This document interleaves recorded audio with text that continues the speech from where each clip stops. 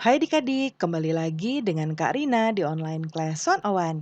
Kali ini kita akan belajar kelas 2, tema 5, subtema 4, pengalamanku di tempat wisata.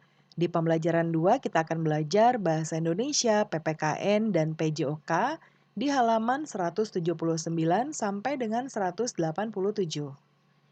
Nah, adik-adik untuk melihat video lain bisa klik di kanan atas videonya. Nanti akan ada rekomendasi playlist dan juga pembelajaran lainnya tapi sesuai dengan judul, kelas, dan temanya ya. Kalau mau lihat yang lebih lengkap bisa klik di kolom deskripsi. Nanti akan ada daftar playlistnya. Nah, misalnya adik-adik mau lihat seluruh tema di kelas 2. Berarti pilih ini ya. Klik linknya atau klik biru-birunya. Nanti kita akan masuk ke daftar playlistnya. Seperti ini ya. Misalnya adik-adik mau lihat kelas 2 tema 4. Berarti nanti bisa klik putar semua, nanti video akan otomatis terputar atau mau lihat daftarnya aja bisa klik lihat playlist lengkap. Nanti munculnya seperti ini.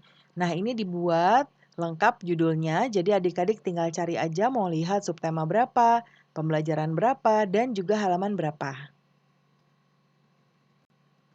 Nah, kita mulai di pembelajaran 2 ya.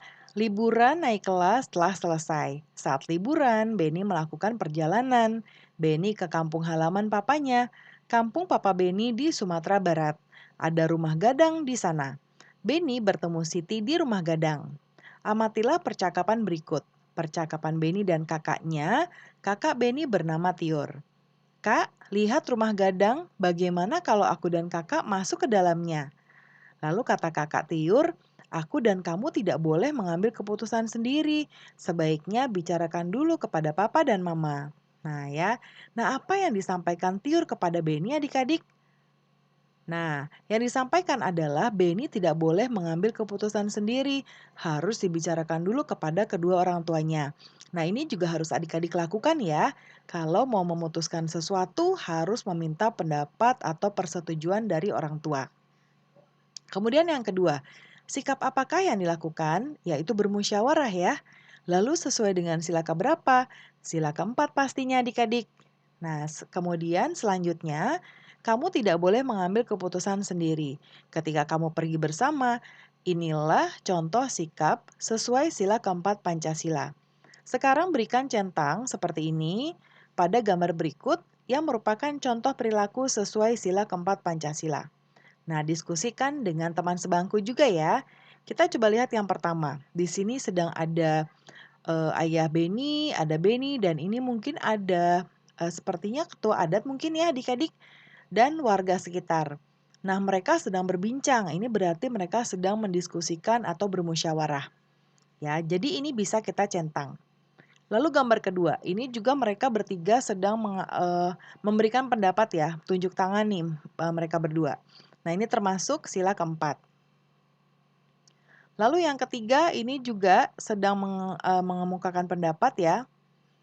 Kemudian yang ini sedang memaksakan kehendak ya, dan menunjuk dirinya sendiri nih. Jadi ini sepertinya dia sedang pokoknya menurut saya ya, jadi ini tidak karina centang atau boleh juga disilang seperti ini.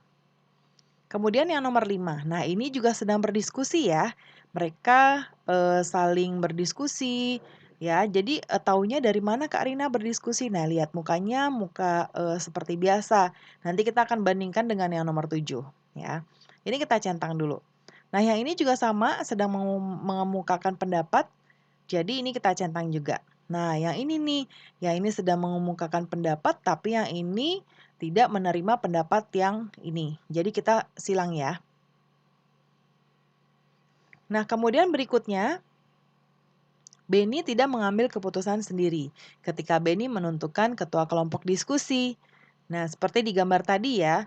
Kemudian ceritakan pengalamanmu di rumah, pengalaman menerapkan sila keempat Pancasila ya. Nah, coba Kak Rina lihat di sini saya, Siti, Dayu, Udin, dan Meli dan Lani satu kelompok diskusi. Ini contoh dari Beni ya. Aku dan teman-teman akan menentukan ketua kelompok. Saat menentukan ketua kelompok harus mengambil suara. Caranya dengan menulis nama di kertas kecil dan menggulungnya. Nah, ini contoh dari Beni, nanti adik-adik boleh, buat sesuai dengan pengalaman adik-adik di rumah ya, yang sesuai dengan sila keempat. Nah, kita baca yang berikutnya. Sesampainya di Padang, Beni singgah. Beni singgah di air terjun Lubuak Tempurwang. Air terjun Lubuak Tempurwang unik, seperti batok kelapa yang dibelah. Masih banyak terdapat air terjun di Sumatera Barat. Adakah air terjun di tempat tinggalmu adik-adik? Adakah tempat wisata di daerahmu? Nah, Beni bernyanyi tentang air terjun ya, seperti di gambar ini nih. Air terjun tuh seperti ini adik-adik. Jadi dari dataran yang lebih tinggi itu mengalir air dengan deras ya. Kemudian sampai di bawah. Nah, di bawah tuh biasanya nanti ada seperti danau untuk menampung air ini ya. Nah, sekarang kita diminta untuk memperhatikan lagi gambar tadi, gambar air terjun ini, lalu kita buat pertanyaan. Karina sudah buatkan 2 contoh. Yang pertama, apa yang terdapat pada gambar tersebut? Yaitu pepohonan yang hijau dan air terjun. Lalu yang berikutnya, pertanyaan, bagaimana bentuk air terjun? Mengalir deras dan berderu kencang dari tebing yang tinggi. Ya, itu contohnya. Kemudian yang berikutnya, bacalah teks lagu berikut tentang air terjun. Bacalah seperti puisi. Air terjun, dari jauh bunyi berderu-deru, umpama angin yang bertiup kencang. Rupanya air yang terjun tinggi, melompat-lompat dengan tak berhenti. Itulah air terjun namanya. Marilah kawanku, kita mandi bersama. Nah, nanti simak teman adik-adik membaca puisi, berikan tanggapan adik-adik ya, gunakan bahasa yang sopan. Kemudian sekarang ada beberapa kata di bawah ini, diskusikan dengan teman-teman tentang makna kata berikut ini ya adik-adik. Nah, Kak Rina sudah akan menuliskan artinya di sini langsung. Nah, jauh maknanya adalah jarak yang tidak dekat. Nah, kemudian deru. Deru ini adalah bunyi kencang atau Karina kasih tanda garis miring ya, atau ribut. Ya, kemudian umpama. Umpama itu sama halnya dengan sesuatu. Kemudian rupanya, tampak. Terjun, melompat, turun. Ya. Lalu kamu bisa menemukan makna kata di atas. Caranya dengan menyusun huruf berikut. Ya, jadi huruf-huruf yang ada di sini ini acak.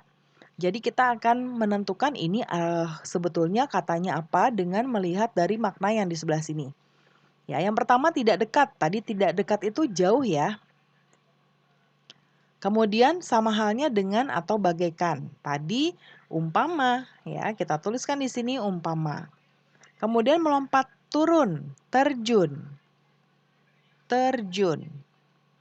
Lalu berbunyi keras gemuruh seperti air deras. Deru ya. Kemudian kelihatannya atau tampak. Nah, ini tadi rupanya. Ya. Nah, Beni singgah di Kampung Siti. Anak-anak di Kampung Siti sedang main kelereng. Beni ikut bermain kelereng. Beni menang saat main kelereng. Beni sangat senang. Beni melompat, Beni juga berlari sambil melayang. Tahukah kamu bagaimana gerakan melayang? Nah, ini ada pelajaran PJOK ya adik-adik. Ini ada contohnya. Ini ada gambar 1 dan 2. Nanti ditunggu arahan dari Bapak dan Ibu guru tentang gerakan ini ya. Jangan sampai adik-adik salah gerakan karena bisa cedera. Nah, nanti ditirukan gerakannya setelah adik-adik diarahkan dari Bapak Ibu guru. Nah, pembelajaran kita saat ini sudah selesai ya. Terima kasih sudah menonton sampai akhir. Mohon dimaafkan apabila ada kesalahan dalam perkataan maupun dalam materi yang diberikan. Sampai jumpa di pembelajaran berikutnya.